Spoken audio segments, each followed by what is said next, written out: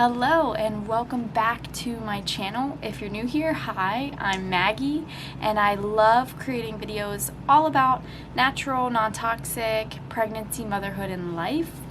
So if you're into that, I would love for you to subscribe and stick around. Today I'm going to be sharing a 10-month postpartum mom and baby update, and holy crap, I can't believe it's been 10 months already. I'm literally planning a birthday for my soon-to-be 1-year-old, which is mind-blowing.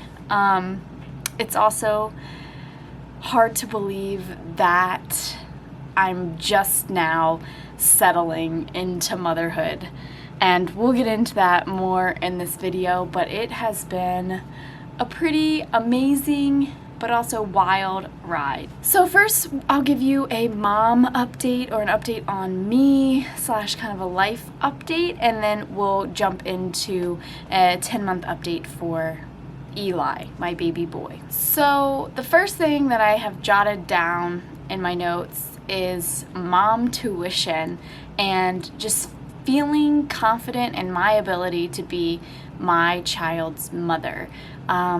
I feel like until now, or until maybe the last month or so, I was very uncertain and anxious a little bit in my ability to be a mother, and I was uncertain of my inner knowing, or I didn't trust my inner knowing in terms of like knowing what's best for my child and my family. It was just hard for me to kind of accept that I know what's best. Like, I am the authority, and like inherently I know what's best for my child. So I finally feel confident in this inner knowing and able to live and lead my life from that place of inner knowing, which is really nice.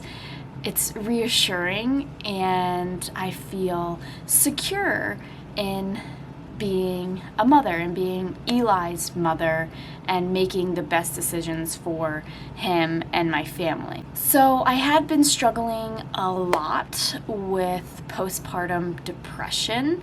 I would say since I had Eli, I had been struggling on and off with postpartum depression and even a little bit of postpartum anxiety. Before I had Eli, I did have spouts of depression and anxiety in the past, and typically these things were triggered mainly by like different food sensitivities that I have that cause inflammation in my body but also in my brain. So while I was pregnant with Eli, and I talked about this a little bit before, I could eat whatever I wanted and it didn't really affect me, or I don't think it really affected me.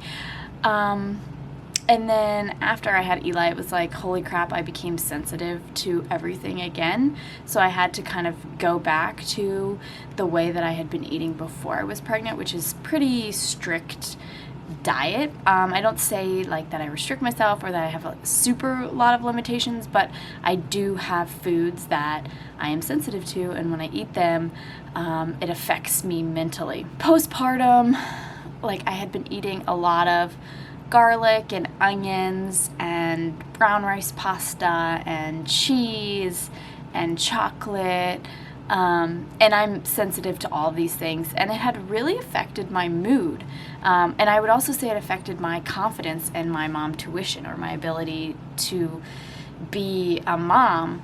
Yeah, we've kind of dwindled, or filtered those things out of my diet once again, and I'm feeling a lot better. I'm feeling refreshed.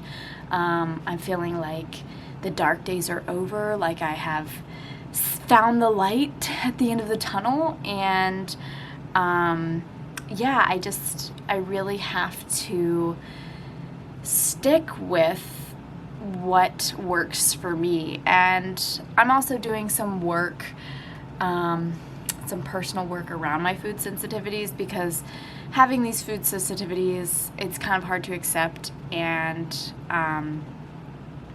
yeah, these limitations do lead to a little bit of binge eating. So I'm working with a professional, someone who uses the emotional freedom technique, EFT, or tapping, to overcome some negative or lower vibrational, I guess, habits like binge eating. So I'm working on accepting the food sensitivities, accepting where I'm at in my life, and also kind of working through some binge eating, which I have also dealt with in the past. So to put a bow on the postpartum depression, binge eating, anxiety kind of thing, I'm feeling in a really good place currently. I'll talk about some other things that I've been doing that I feel like are also impacting where I'm at, but I know that my mental well-being is crucial in everyday life in my household, because if I'm not in an okay state or a good state mentally, it not only affects me, but it also affects my husband, and it also affects how I show up as a mother, and my patience and my willingness to like be there and be present with him. So it's really important that I work on these things. So a big part of, I'd say, like my postpartum journey has been making more time for myself, and this is something that in the beginning, I would say like the first 4 to 6 months, really wasn't prioritized on my behalf. I never voiced kind of what I needed, or I don't even think I knew what I needed, but I was definitely sacrificing a lot of my well-being for the well-being of my son and my husband. And if you are postpartum currently and you are sacrificing your sanity and your well-being for the well-being of others, let me tell you that it does not have to be that way. My husband bought me a book for Christmas last year when I was 3 months postpartum called The Motherhood Revolution, and it's all about this topic. It's a great book. I should probably reread it. But you do not have to sacrifice these things for the well-being of others. We can all be happy. We can all be well. We can all have time to do things that we want to do, that we need to do. So a big thing in the past couple months has been prioritizing time for myself and my self-care. So I have been doing a little bit of exercise, which has always been really important in my life. I would like to exercise more. I'm working on incorporating that a little bit more, but it is there. It has been there. It's not consistent, but it's there. I do go for walks regularly, and that's some kind of movement, so we'll put that in that category. I have also been consistently journaling, probably for like 5 days now, but off and on over the last couple months, and I do feel a lot better when I journal. This is something that I've used in the past to make me feel a lot better, so I've kind of picked that tool back up. Specifically gratitude journaling, I just think it's really easy to get in a rut and a mindset that isn't super great and forget like all of the great things that we have in our life. So by having this intentional journaling practice where I write everything that I'm grateful for, it like really puts me in that state of gratitude and abundance, just seeing all of the good things in my life currently. So I love that. I've also been taking time to read things that I like fiction books. I love fiction. I'm currently reading a book called Booth, and it's like a historical fiction all about John Wilkes Booth and his family, and I think that's super cool because Abraham Lincoln is my favorite president, fun fact. I've also been doing tapping, or like I said, the emotional freedom technique. I've been working with a practitioner locally, but I also joined Tapping with Tea subscription membership type thing. It's an app where you do guided tapping sessions kind of, and tapping, essentially you tap on different meridian points in your body, and it kind of releases some stress and helps regulate your nervous system. I don't exactly know all the science behind it, but it's relaxing and it's really helping me process some things that are coming up in my life currently. So I'm loving tapping, and really just like some time alone to make videos like this, time alone just to finish my snack if I wanted to, or just to sit. I just think that being a mother, we spend a lot of time with our child, especially if you're a stay-at-home mom. We spend a lot of time with our significant other, in this case my husband, and we also spend a lot of time with our families, which is great, but sometimes you just need some time to yourself. So in the mix of all of that, I've also been working on building my doula business, because I am super passionate about empowering and informing other women so that they can have positive birth experiences. So if you're interested in what I'm doing as a doula, you can check out my Instagram and see some of the things that I post. It's a little bit about natural, non-toxic, all this kind of stuff that I put here on YouTube, and a little more information on kind of preconception, pregnancy, childbirth, and postpartum. So super excited about that. I actually just set up my website, and if you go to deeprootsdoula.com, I will link it up above. You can enter your name and your email and get a downloaded version of my 5 easy ways to optimize your fertility guide, and it's super comprehensive but easy to digest, lifestyle changes that we can make to really optimize our fertility and our overall well-being. So check that out. I think it's been really important for me recently as well to prioritize time with Keith, my husband, and I feel like all mothers and all parent relationships need this, because I feel like being a new parent, your relationship kind of does take the back burner, and I don't know if it has to necessarily, but it does in most cases. And yeah, coming back together and like prioritizing time for us, like where we're just kind of doing nothing or doing something for each other, has really rekindled our fire and made working together and being on the same team a lot easier. We've also done some traveling over the last couple months. It has been summer, so we went to the beach, and then we went and spent some time in Maine, which was really nice. When Eli was younger, around 3 months old, he really didn't like being in the car and really didn't like traveling, so we kind of grew this fear about going anywhere, so we didn't really go anywhere for a long time. But we have been working on getting over that fear, and this summer we were able to go on pretty lengthy car ride trips places, and it's been so nice to get out and see things and do things and yeah, experience these amazing things with our son, and just literally just get out of the house for some time. Oh, we also got married, yay, in June, which is super exciting. Our wedding was beautiful. I'll put some pictures here for you guys to check out. Yeah, that was really amazing. Eli got to be a part of it, which was just perfect. And now we're married and we do everything pretty much the same.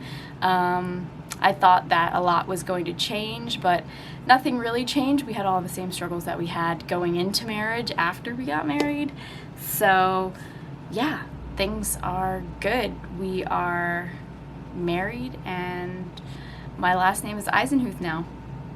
So with all of these things that I've discussed, you might be sitting there wondering, like, how the heck do you do all of this stuff? And before this time, before I exited that tunnel that I was talking about earlier, I was wondering the same thing. I was like, how do moms and parents do all of these things in their day? And my husband and I, we couldn't figure it out. And then it clicked.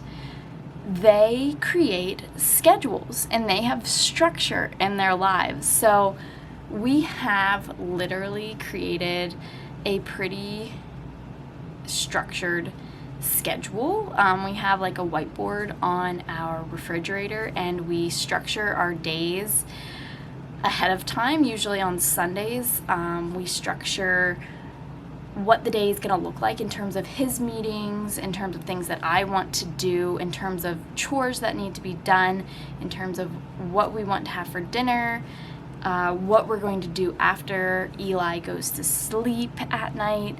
So we have it all written down, so we know exactly what times we're doing certain things and what things need to be done, like what the priorities are. And having this schedule and this structure has created so much freedom and so much ability to do things in our lives, and it is unbelievable. So if I have one tip for newly postpartum people or new parents, whatever, create a schedule. Like, get a solid schedule going, even from the beginning.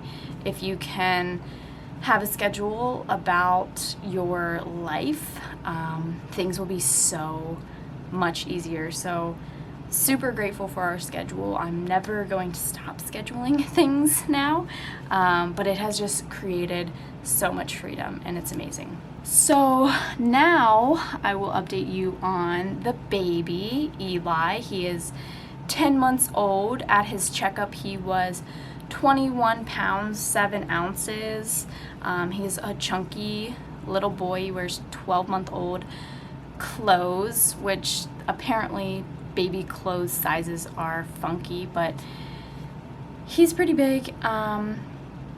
So a couple months ago, he got his first teeth, and now that his teeth have come in, they're not going to stop coming in. So he got his bottom 2 teeth first, and now he has his top 2 teeth coming in, and I can see the 2 teeth next to the top 2 teeth underneath the gums getting ready to come in. So we're gonna be teething probably until he's like 2 years old, till all his teeth come in, which is fun.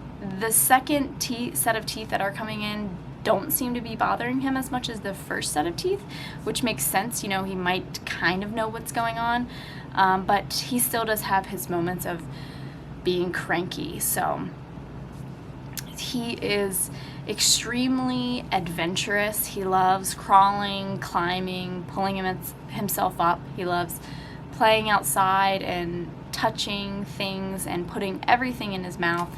He loves playing and laughing, and he's just really growing into his personality, and it's so amazing to watch and witness. He is now eating 3 meals a day, and we did kind of our own version of baby-led weaning, which I may create a video about in the future. Let me know in the comments if that's something you're interested in. So he's not a picky eater, and he has fed himself since the beginning. He eats whatever we eat, really whatever we give him, which is awesome, and he loves mealtime. With that being said, I am still breastfeeding, so he's still nurses 3 to 4 times throughout the day. I just feed on demand. We don't have a strict structure schedule with breastfeeding. And he does also nurse to sleep at night and will maybe feed 1 to 3 times throughout the night as well. So sleep, his naps are a little wonky, and they have been for quite some time. Right now he's taking one 40-minute nap in the morning and then a longer nap in the afternoon, but it varies on if he gets disturbed or not, how long his naps are. We're trying to go on his sleepy cues, when to give him a nap and when he's ready for bed, but honestly it kind of is varying day to day right now what his sleep looks like during the day. Thankfully, he sleeps really well at night, and I say to everybody, I'd rather him have wonky naps than not be sleeping well at night. So I'll take it. We're figuring it out.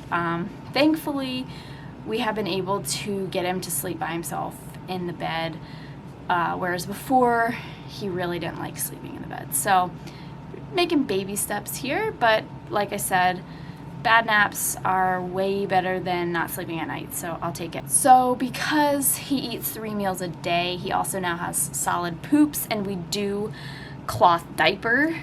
If you want to check out a video on that, I'll put a little card up there somewhere.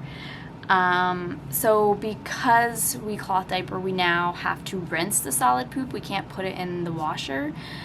So sometimes my husband will slosh it in the toilet, or we have a Spray Pal toilet sprayer that we use, but that's a whole new fun thing that we do now. He also got his first cold right when we returned from Maine, and it's really interesting because he got this cold and then his first top tooth up front kind of poked through, so I think it was a little bit related, but he got congested, stuffy nose, a little cough.